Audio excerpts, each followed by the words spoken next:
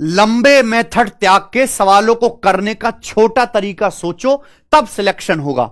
अब ये सवाल है, Nitin sold 2 items for 5811 each resulting in neither A profit nor a loss on the entire transaction.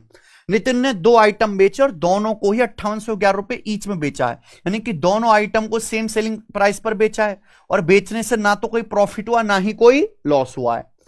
1 item was sold at A profit of 50%, एक item 50% profit पे बेचा गया।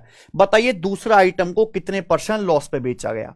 एक आइटम पे 50% प्रॉफिट हुआ, यानी कि 1/2। इसका मतलब अगर कॉस्ट प्राइस 2 है तो 2 पे 1 का प्रॉफिट हुआ, तो 2 का सामान बिका कितने में, 3 में। अब बताओ दोनों आर्टिकल का सेलिंग प्राइस तो सेम है ना, अगर पहला आर्टिकल 3 में बिका तो दूसरा भी 3 में बिका होगा। देखो बेचने से ना प्रॉफिट हुआ ना लॉस, इसका मतलब अगर पहले आर्टिकल पे 1 का प्रॉफिट है तो दूसरे पे 1 का लॉस होना चाहिए, जिससे कि ना प्रॉफिट नहीं ना लॉस। बताओ अगर ये प्यारे बच्चों 1 का लॉस हुआ 3 में बिका तो इसका सीपी क्या रहा होगा, 4 पे 1 का लॉस होगा तभी 3 में बिकेगा। तो दूसरे आर्टिकल के सीपी 4 पे 1 का लॉस हुआ, यानी कि 1/4 यानी कि 25% लॉस पर बेचा गया, तो रेशियो से ही उड़ गया। ये 5811 आपको कंफ्यूज करने के लिए दे रखा था मेरे भाई, ठीक है ना। ये तरीके आप सीखो, ये बनाओ जरा।